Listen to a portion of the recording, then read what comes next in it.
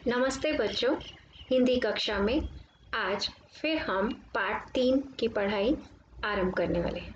हमारा पिछली कक्षा 2 कक्षाओं में पाठ 3 आधा हो गया है और आज हम इसकी आगे की जानकारी प्राप्त करेंगे। हम पाठ 3 में विद्यार्थी जीवन, किसके विद्यार्थी जीवन?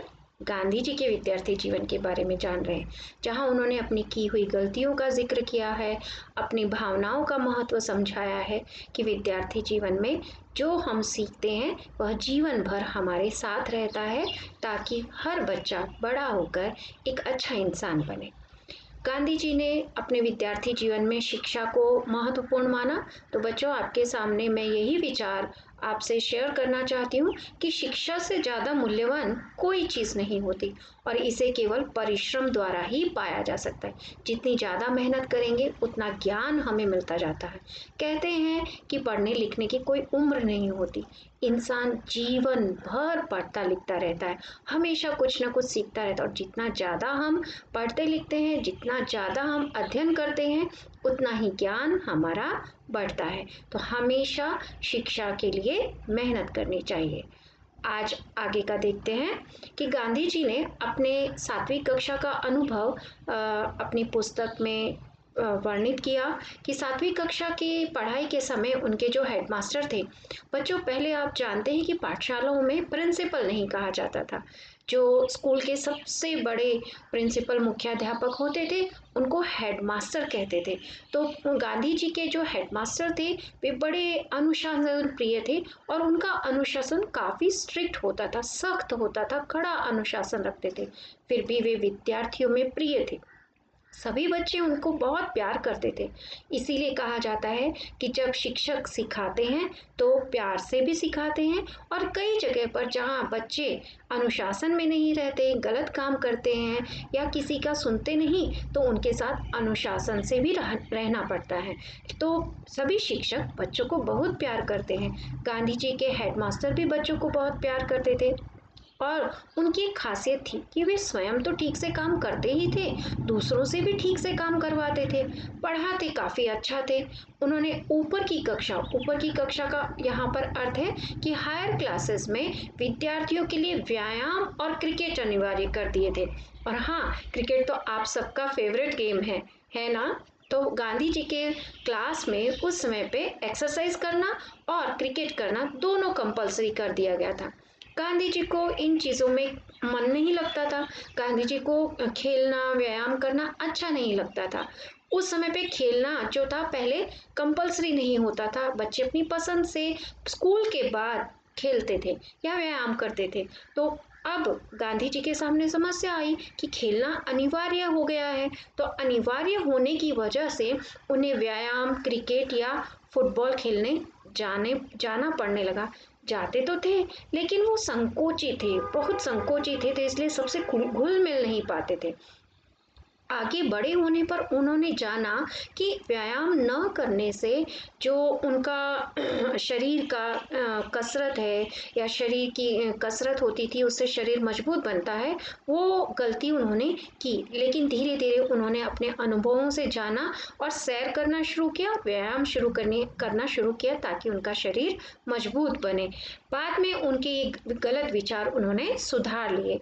उन्हें समझ में आ गया था कि पढ़ने लिखने के साथ व्यायाम भी जरूरी है, क्योंकि एक स्वस्थ शरीर में ही एक स्वस्थ दिमाग का निवास होता है। इसके पश्चात यहाँ पर मैं आपको कुछ चित्र दिखा रही हूँ जो आपके पसंदीदा खेलों के हैं। तो जब आप स्कूल आ जाएंगे, पीटी पीरियड शुरू हो जाएगा, तो जी भर कर इन खेलों को खेलना है ना।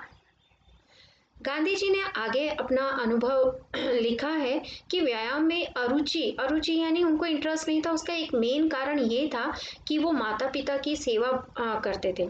उन्होंने बचपन में जो श्रवण पितृ भक्ति नाटक देखा था, किताब पढ़ी थी, उस किताब से उन्होंने ये ठान लिया था कि वे जीवन भर अपने माता पिता की सेवा करेंगे। तो स्कूल होने के बाद वो पिताजी की सेवा में लग जाते थे, उनका काम करते थे, पैर दबाते थे। तो अब स्कूल बंद होने के बाद जो है उन्हें व्यायाम के लिए जाना पड़ने लगा, अनिवार्य कर दिया गया था।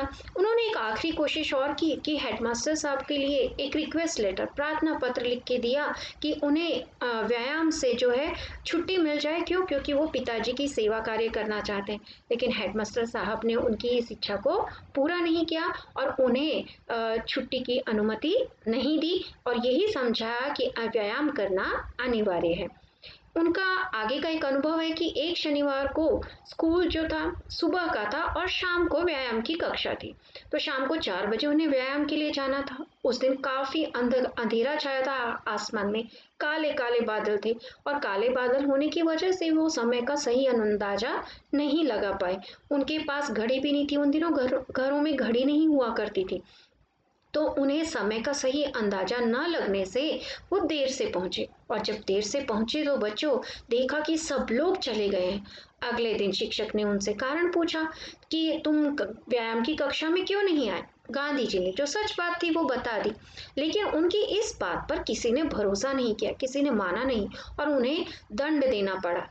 यहाँ पर दंड उन्हें मार या सजा से नहीं बल्कि उन्हें पैसे से देना पड़ा। उस समय पर बच्चों आज के समय पे 5-10 रुपए नहीं होते थे, 1 रुपए में भी उस समय पर आने होते थे। तो गांधी जी को 1 या 2 आने ठीक से याद नहीं, कितना दंड देना पड़ा पर उन्हें दंड देना पड़ा। उन्हें इस बात का बड़ा दुख हुआ कि उन्हें दंड तो मिला लेकिन सच बोलने का किसी ने विश्वास नहीं किया। तो दंड देना अपने आप में उनके लिए इतना महत्वपूर्ण न रहा जितना ये विचार उनके लिए महत्वपूर्ण बन गया कि सत्य बोलने वाले को असावधान कभी नहीं रहना चाहिए, समय पालन भी करना चाहिए। और उसके पश्चात से उन्होंने समय पालन अपना नियम बना लिया, कभी भी वो समय की देरी नहीं करते थे। तो बच्चों ये तो लिखा हुआ पाठ था मोहनदास करमचंद गांधी जी का। ये पाठ न होके अपने आप में एक संस्मरण है जो उनकी पुस्तक सत्य के प्रयोग से लिया गया है। यहाँ पर मैंने आपको आने का जिक्र किया। आना जो है 2 शब्द हैं, एक है वर्ब क्रिया जिसमें हम आना, आना यानी कम कहते हैं, और दूसरा यहाँ पर मैं आपको एक भारतीय मुद्रा के बारे में बता रही हूँ, करेंसी के बारे में बता रही हूँ। पुराने समय पे ब्रिटिशर्स के ज़माने में पैसा जब छपने लगा था, कारखानों में बनने लगा था, तो शुरू में भारतीय मुद्रा में आने का प्रयोग शुरू किया गया। तो ये एक आना है। पहले के समय पर 1 रुपए में 100 पैसे नहीं होते थे, उस समय पर 1 रुपए में 16 आने होते थे। तो बच्चों 1 रुपए में 100 पैसे न होकर 16 आने होते थे। और एक आने में आप जानते हैं कितने पैसे होते थे? एक आने में 4 पैसे होते थे। तो एक आने में 4 पैसा और 16 आने में कितने हो गए? यस, तो जमा मिलाकर कुल मिलाकर कितने हो गए? 64, 64। तो 1 रुपए में 64 पैसे होते थे। एक आने का आधा आना भी होता था। ये आधे आने का चित्र है और ये आपके लिए मैंने कुछ और चित्र यहाँ पर दिखाए हैं जिसमें 1 पैसा, 2 पैसा, 3 पैसा, 5 पैसा। ये देखिए 1, 2, 3, 5, 10 पैसे और 20 पैसे। ये आजकल बाजारों में दिखाई भी नहीं देते। और यहाँ पर 25 पैसा, 50, 1 रुपया, 2 रुपया, 5 रुपया, 10 रुपया। तो ये आप अभी भी देख सकते हैं 1, 2, 5, 10 रुपए। ये पुराने समय पे जब 1 रुपए बनने शुरू हुए थे तो ये पुराना 1 रुपया है, ये नया 1 रुपया है। तो आप जो है हमारे भारतीय मुद्रा करेंसी, इंडियन करेंसी के बारे में और विस्तार से जानने की कोशिश कीजिए कि प्रारंभ में क्या इस्तेमाल होता था, क्या कहा जाता था। उस समय पर कौड़ी, धेला ऐसे शब्दों का प्रयोग होता था और उन्हीं से चीज़ें खरीदी और बेची जाती थी। तो आप ये जानकारी इकट्ठा करना। हमारा अगला जो है पाठ समाप्त होने के बाद शब्दार्थ हैं। इन शब्दार्थ को आपको पढ़ना है और इनके अर्थ याद करने हैं।